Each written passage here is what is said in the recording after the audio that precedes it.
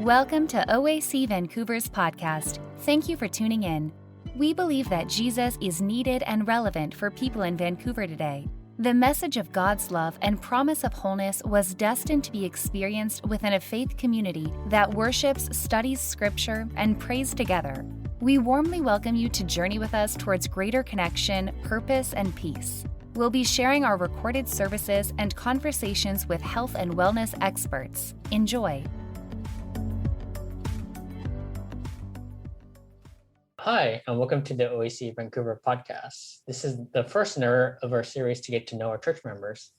Thanks for coming, Tricia. Thank you for having me, Dan. I'm really excited to be here. So the first hard question is, what did you eat for breakfast?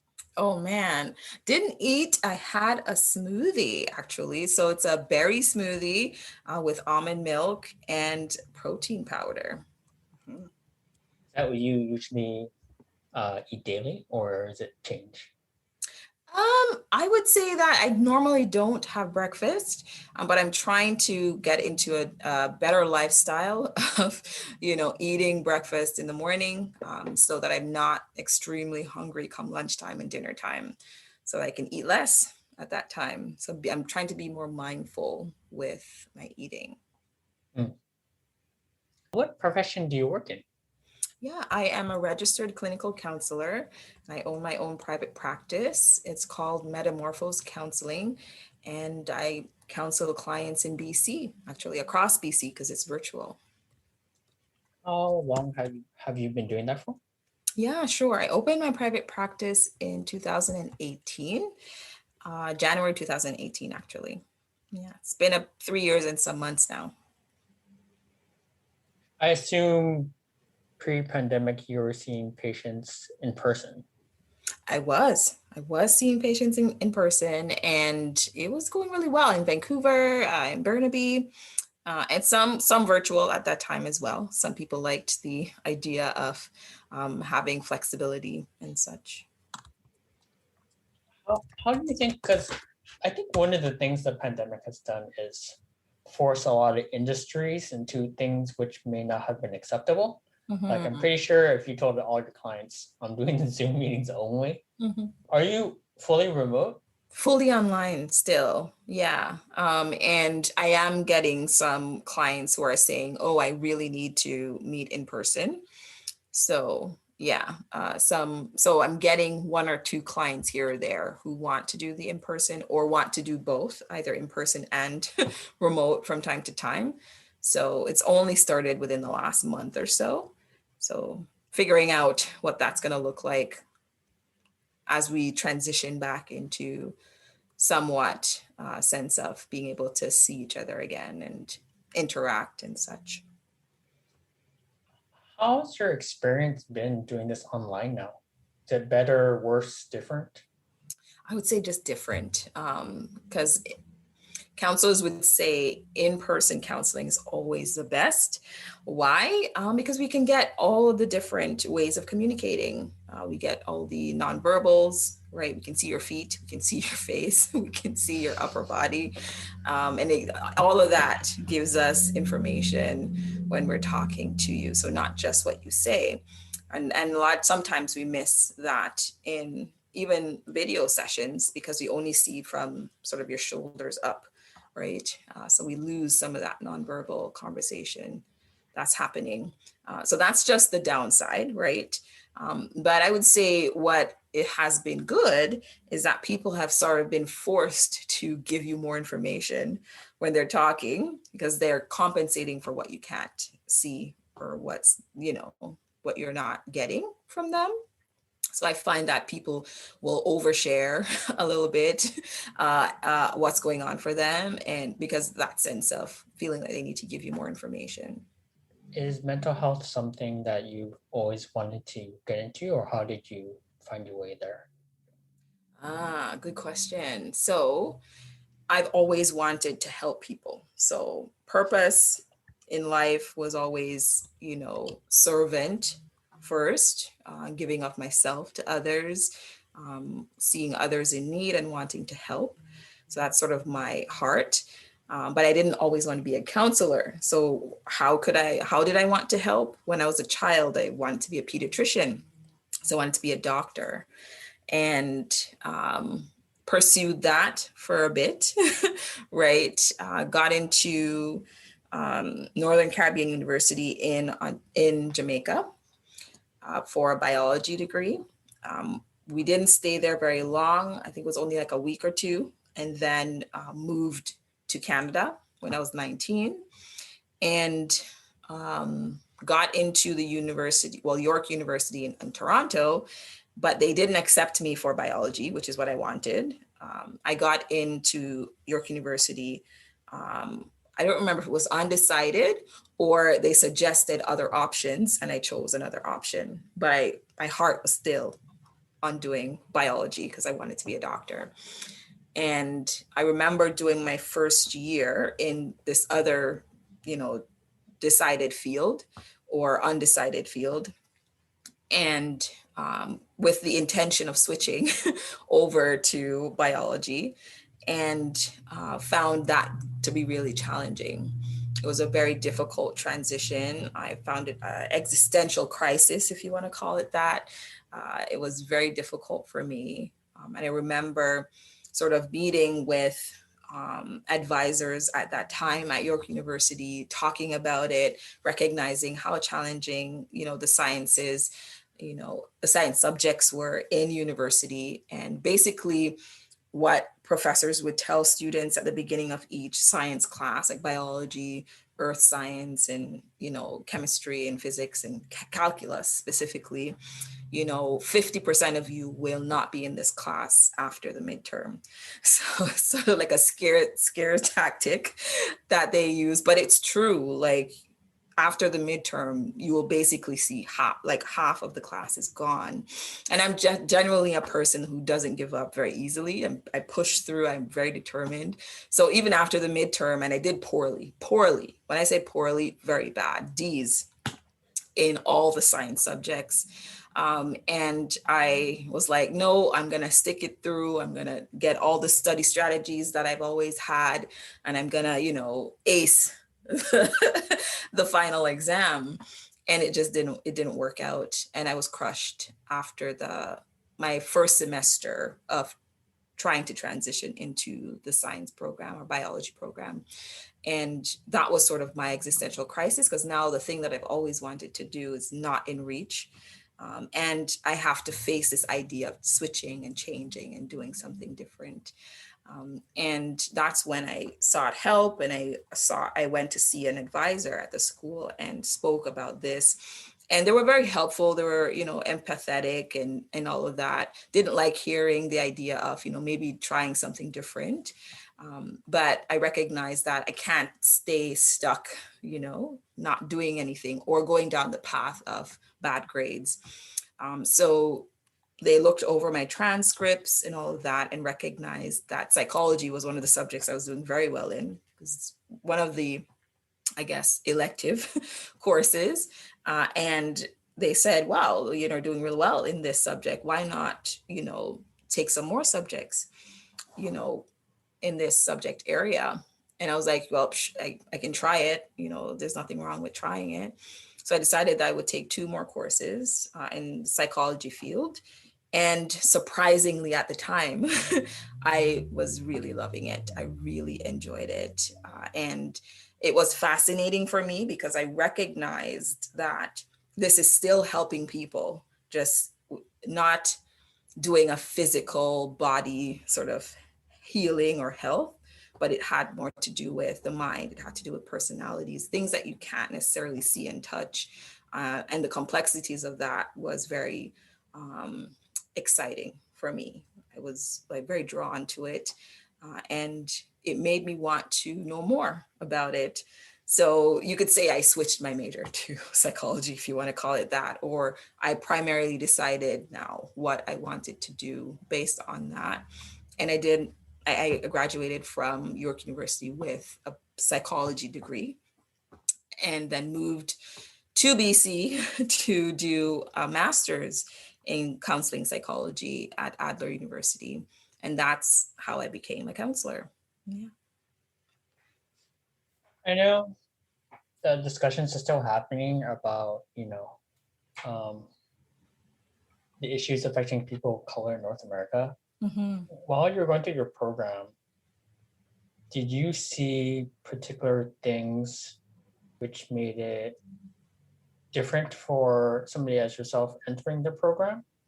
Or was it like seamless as you were going through it? Um, it wasn't seamless. I don't know if it was a bias racially, because this I specifically chose that school, or the school chose me. Another God story, but what I would say is that I did not want to come to Vancouver. That's the first thing. I was applying to a lot of different schools, didn't get into a lot of different schools. The psychology field is very competitive, especially master's programs. And um, I was working at a counseling office on the York University campus. And one of the counselors there, well, the community was really, really, really supportive. And he said that he would watch me, because I was one of the front desk admin people in the counseling office. And he said he would watch me from time to time, how I'd interact with the students when they came in, to get their appointment or and such. And he said he felt like I would be a natural at being a counselor. And I said to him, well, I do want to get into, the counseling field or the mental health field, but I'm having difficulty doing that. And this was a Caucasian man. And he said, I'm originally from Vancouver. And he said, I think that you would do really well in this school that I went to in Vancouver. And I said, what school is that? And he said, Adler University. And he said, the reason I say this is because Adler University is a school that is social justice driven and is very engaged in the community. And I said to him, really? And I said, do you even know what that means? And he looked at me and he's like, I can understand why you would think that because I'm white, right? And he said, just look it up, look it up and see if this is something that you'd be interested in. And I remember I said to him, I will take a look. And I said to him, but I don't know if I'll apply because it's all the way in Vancouver and I don't want to leave my family. And I remember going home and looking up the school just out of curiosity because he said those words, social justice driven. And the school, it did, talk about that, but I also saw people of color working there. I also saw, people of color as students going there. And it said to me, you know what? And it's also a smaller school as well. So, it's telling me, okay, smaller school. So maybe it might be more tailored to me. And if they're focused on social justice, then this could be an avenue that could help me to not only feel comfortable, but also to hone sort of my skills to be able to treat a very specific population. And I decided to apply. So I applied, and one barrier that was in front of me had to do with needing to have person-centered experience. So having experience counseling another person or other people. And I didn't do that at all. I didn't have a lot of volunteer experience with that. So I had to do an additional course that taught me this skill. And yet it had to be an A in the course before I could be accepted. Yes, I had to get an A in the course. It was the only condition that I had. And I said, okay, I will do it. So I did a course at Athabasca University and I barely got the A. I think it was like 89% or something. And, I was accepted into the school. And no, I would say that the experience was really good in that they did live up to, what they said that they would with the community engagement and, sort of talking about the issues that are going on in our environment and highlighting, those issues. I will say for sure, no matter what, there will always be, issues, within schools with individual people. But I would say that the school itself embodied those principles, and it helped me to be able to face, as you say, what's going on in our society right now with Black Lives Matter, and, what's going on within the Asian population as well. And I would say that I have a high percentage of clients who are within those two populations. And I would say my experience in school and the focus on social justice was very helpful in me being able to help those clients and also get behind diversity, equity, and inclusion work. That's interesting. So you said you didn't want to go to Vancouver. So did you feel that one conversation changed your life direction? I would say yes. It changed my life direction for sure, because wasn't getting into any schools anywhere else. And that one person, decided to tell me what they thought of me and my potential, and then told me about this school. And I think it was, I call it a God moment, because I would never have thought of Vancouver because it's so far away from Ontario. And, having moved here, I would say that my life did change quite a lot, actually. So no regrets at all. I'm going to make assumptions, but I imagine some tenets of the church hopefully should help with general counseling. Throughout your journey, how has faith crossed with your discipline? How does it interact? How does it contrast at all? I'm not even sure. But yeah, how does the faith and mental health counseling kind of go hand in hand as you've gone through your journey? Sure. I would say that they go hand in hand for me personally. So I'm going to say personally, in the sense that spirituality is a great grounding tool, right? And in a sense, having a deity, a God, somebody that I see as all powerful is very, reduces my anxiety every day. I would say that specifically, right? And I could say that my life would be very different without the idea of spirituality and God being a part of it, right? So it's always God first, for me specifically, and then, psychological principles. And it's sort of, for me, merging the two for my personal life, right? So when it comes to faith and belief, I think that a lot of our psychological principles stem from that. We talk about, becoming calm and not being afraid. The Bible talks a lot about those two things, right? And I truly believe that the Bible talks about those things because it's a part of our human nature, right? And some would even say that because of sin, we become afraid, or because of sin, we become anxious, right? But once we're able to recognize that, okay, it's a part of our nature, right? How can we then reduce fear and we reduce anxiety, knowing that we have an all-powerful God as one thing, but at the same time, getting to understand what's going on in our bodies also helps us to reduce anxiety. Not to say that we don't have God, but we're learning a bit more about our temple, which is God living within us, right? That leads to the conversation of meditation and yoga and a lot of these other things that people sort of say are new age, or, Eastern science or all of that, right? Or enlightenment.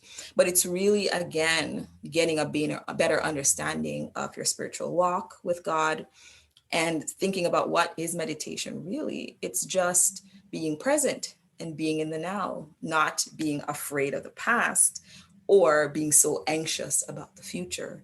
It's about living in the now, right? And recognizing and trusting that God is taking care of it for you, right? So it's really just that. If you get a basic understanding of that, then it's not in conflict, if you want to call it that, right? So that's the spiritual piece specifically and personally for me. When it comes to clients and working with clients, if a client wants to work with me as a Christian counselor, then I'm all out talking about God and, using scripture, even praying in sessions, right? But again, my profession is very client led. So if a client isn't spiritual, or if a client is atheist, which I've had atheist clients, or if a client is from a completely different religion that's not Christian, which I have, right? It's very much client led. So I have to just focus specifically on my counseling background and competency and be careful of making sure that I'm not bringing in my Christian bias into the counseling session. Hopefully that answers your question. Yeah. Is it tough doing that? Like, it's for us, it's often like one and the same, right? Being Christian, but in our careers, we always have to balance a line. I think yours is probably more sensitive than others. Mm-hmm. Like, do you find yourself having to watch yourself more carefully, or is it just natural that you're trying to help people and people's preferences and just kind of go with as you said, what the client is looking for? Yeah, no, I think it's just natural for me, recognizing that I have my own biases, they have their own biases, and it's very important for me to just be there for them with what they need in that moment, and focus on that rather than to push my own agenda, because what's most important is the client. Before the pandemic, I'm sure you've had, certain suite of issues, but in the past 14 months, have you seen the issues shift, or are they the same, generally speaking? I would say during pandemic, I became more anxious, more stressed, as caseload got heavier and heavier. I thought I had a very good coping, system in place, but I find the accumulation of different things made it challenging. So Black Lives Matter was a stressor, COVID and isolation was a stressor. And then I had multiple jobs, which was a stressor as well. And then on top of it, a lot of church responsibilities too. And then some personal things as well. So a whole bunch of different things culminated within pandemic time. And I recognized that I needed to take care of myself. I recognized that, I give so much of myself to others, and naturally as a counselor, right? But even in my personal life, I was giving a lot to others. And I realized I had to dial it down, and I needed to, find time to restore myself and to work on me. And I really took it to heart to do that. So I relieved myself of one of my jobs. So I only work primarily private practice right now, which is very good for me. I do my own hours. It's less stressful. And I'm not as active at church, just main sort of spiritual care responsibilities. And within my personal life, I would say that, my husband is so supportive. He's amazing, with what it is that I'm going through. And I would say that I'm very thankful to have him in my life right now, with everything going on. I would say Black Lives Matter and pandemic are, I guess, things that are stressors for now. I see the pandemic as temporary, right? But still anxiety provoking, because I want to go visit my family and to be able to go to church in person and all those things. But I know in time that will happen, right? So it's temporary stress and worry. But when it comes to Black Lives Matter, it's a whole other thing, right? It's sort of seeing in your face sort of discrimination and racism, and being reminded daily of that. So I needed to put things in place so that I could, heal my social media presence and, be advocates for myself and others. and also learn a little bit about myself and how I was reacting to that too. So yeah, I learned a lot about myself, being a Black woman of color in BC, what that means and how much, I can be a voice for others. It's something that really helped my YouTube channel as well, because I talked a lot about that on my YouTube channel. And I think And a lot what's of the people channel name? appreciate that. Sorry? Or what's the channel name? Oh, the name of the channel is Meta Transitions.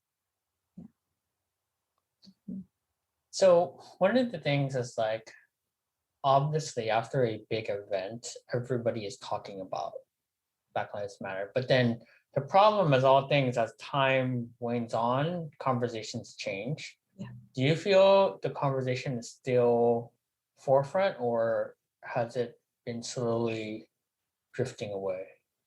I think slowly drifting away, for sure. Like, it's been a year, right? They just sort of did like a memorial or commemoration of George Floyd's death, right?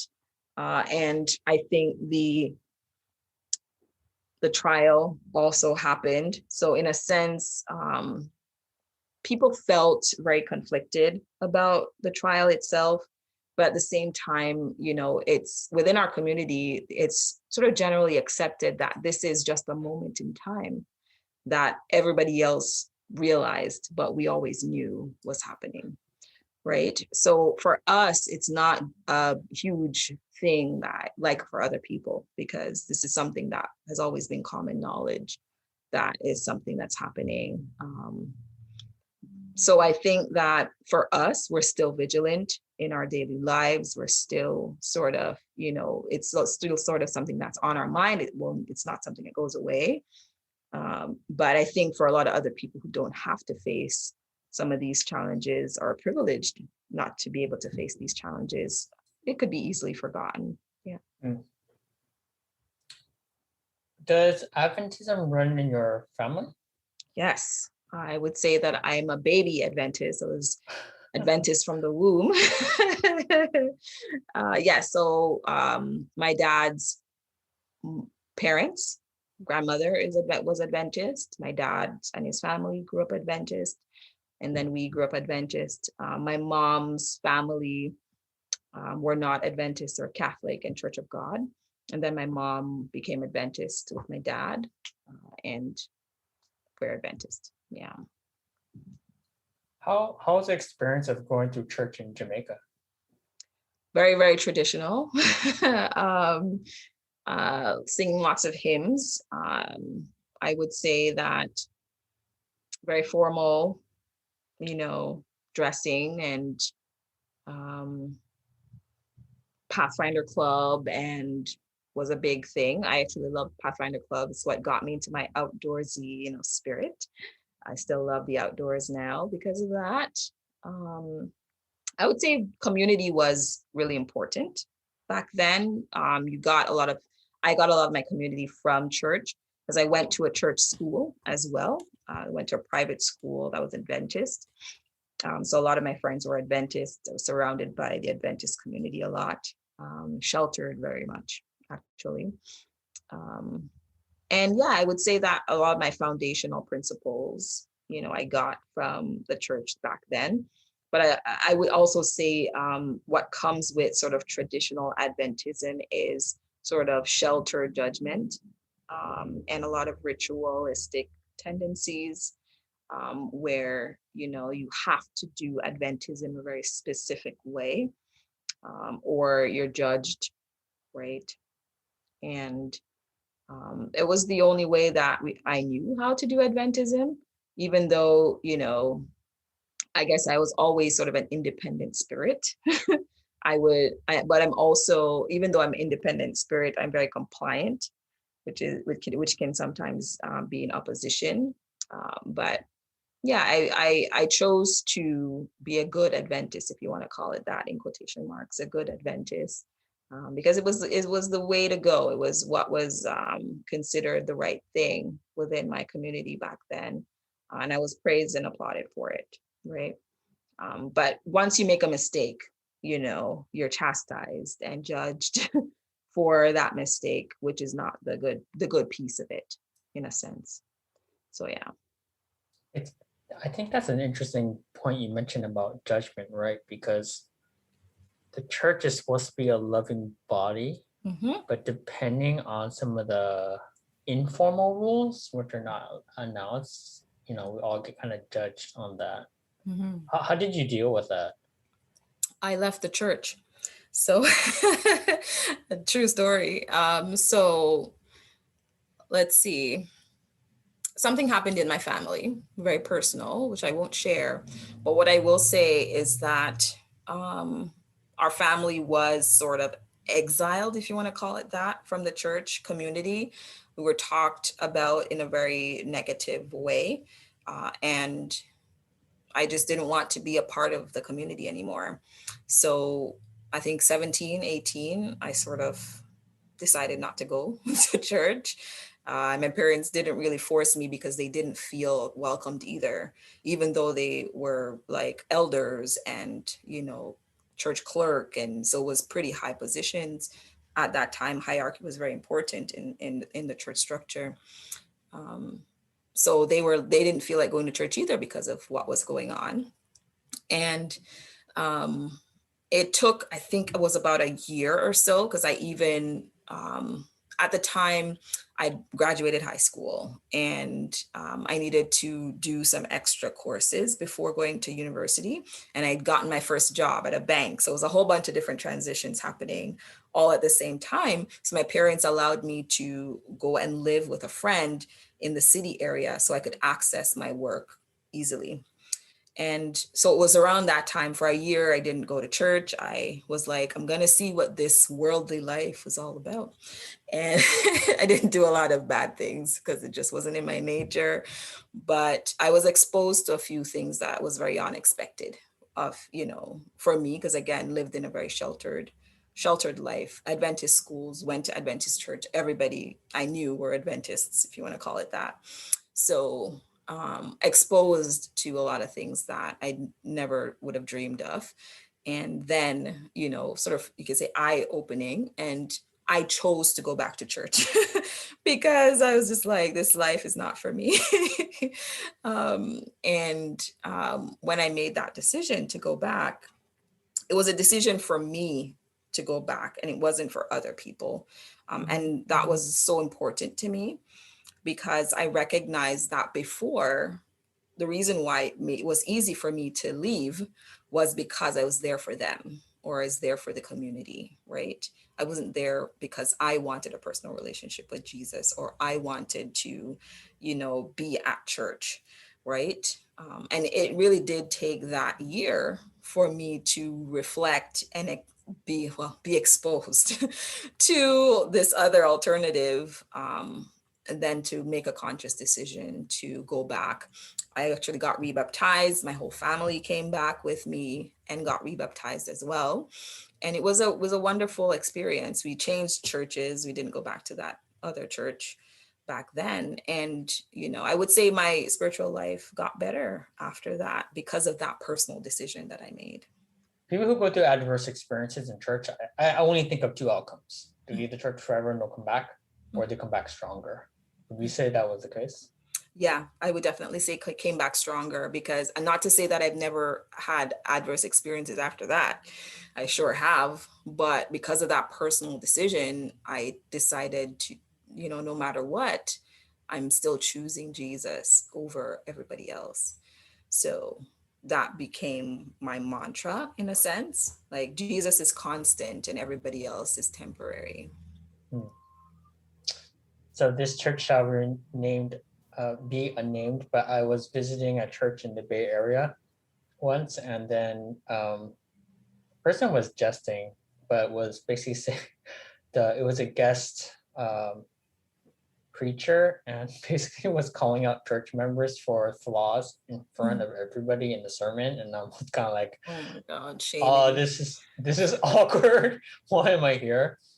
But I'm sure, I don't know if you've been anything explicitly to that, but going through the experience of judgment, how has that informed how church should run? Because I think you've seen circumstances how church should not run. how churches should run. I think non-judgment is so important, like, not assuming anything specific. And I know that's really hard because, again, Adventism has a set of rules, like every organization, right? But the idea that we are accepting that we're sinners, right, which the Bible tells us we're all sinners, that we fall short of God's glory. So at some point, the people within the congregation are going to fall, right? So I think as a church, we should accept that that's going to happen, and then figure out a way to help people when they fall. I think that's sort of why people say the church should be like a hospital, right? Because the idea that we are sinful, the idea that we are human, it's expected. But if we're going to chastise people when they fall, how are we in a hospital really, right? Or how are we compassionate? How are we like Jesus, right? So I think it should be flipped in a sense where, we're welcoming and how we have open arms and wanting understanding when people fall, right? Or when people, seemingly are going astray, if you want to call it that, so that people can feel welcomed and experience Jesus. When church continues, and hopefully it's this year, that's what I'll hope. What are you mentioned some interesting things about like checking at the door. What are some things we should check out the door in terms of like maybe not checklist, but like we go to church, and maybe not just at church, but every day. But like as you said, obviously we should not judge. But is there any other things that you just think of that as we all come back to church and remember how to socialize again, like things we should check at the door? I've never thought of that actually.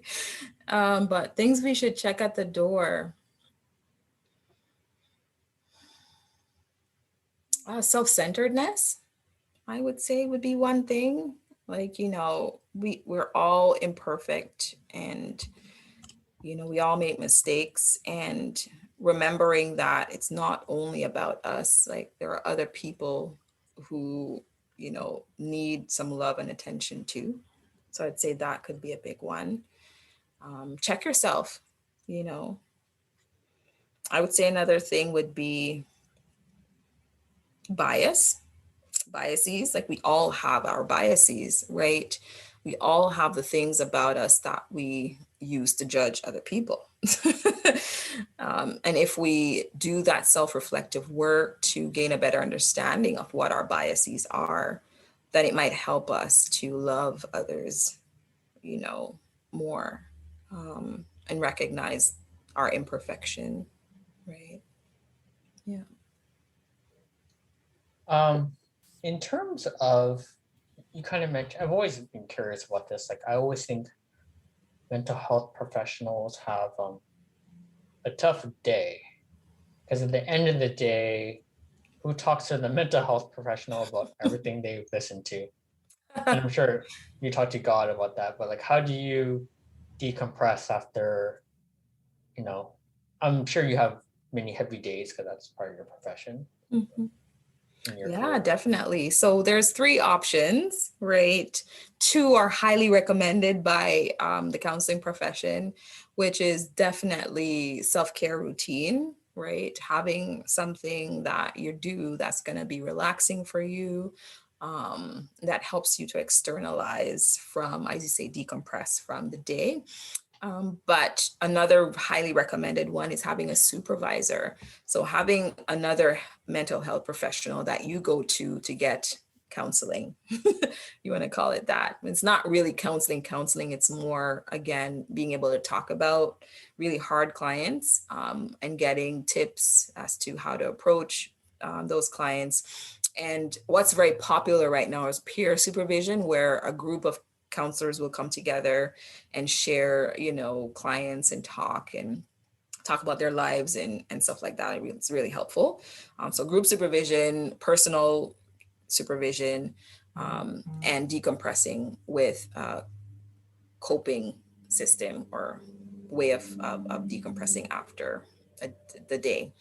One that I use, which you mentioned, is a relationship with God, right? So yes, praying is a part of my self-care routine, and meditating on the word and devotionals are part of my routine as well.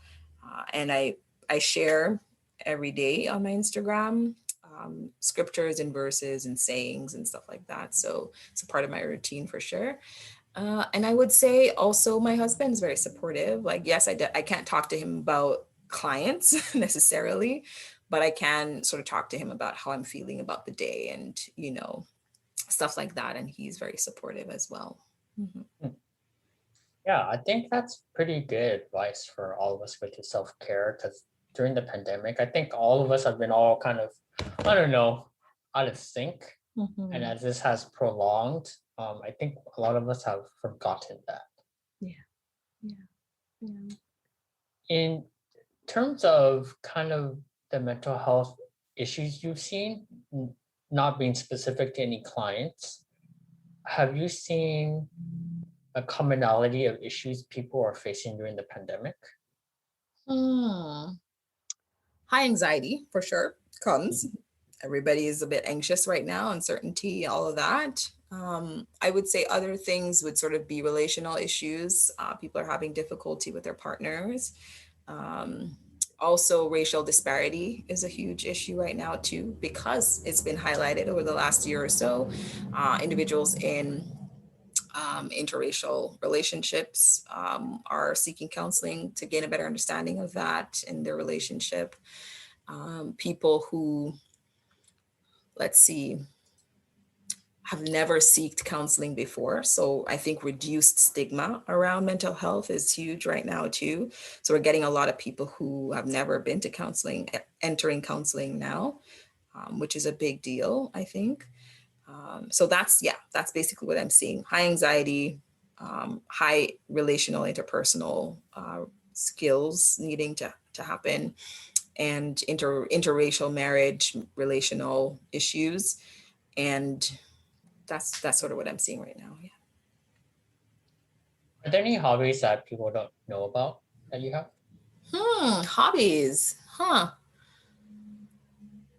that people don't know about. Well, right now, I have recently became a plant mom. And I say plant mom because I just started collecting plants. I don't know, in the last maybe like 4 or 5 months, I moved from having one snake plant, and now I have an orchid plant. I have 2, oh my gosh, I forgot their names, but they're, oh my gosh. I can't, peperomias, 2 peperomias, one that's hanging and one that's on a desk. I have a carnival hibiscus plant as well. It's indoors. It's beautiful when it flowers. And I also have a little garden outside. So I've become a bit of a garden plant lover over the last five months. Mm-hmm. Oh, that's great. Mm-hmm. Something about staring at plants is very soothing. I don't know why. Tending to them as well. Like, I don't know, for some reason you just completely forget about everything else and you're just there in the moment. And I find myself talking to them of recent. I put out on my Instagram page, is it just me or am I going cuckoo, talking to my plants? And I said #plant parents. And a few people responded and they're like, no way, if you're cuckoo, then I'm cuckoo too. So it seems like it's a thing. People talk to their plants, and apparently it's supposed to be a positive thing.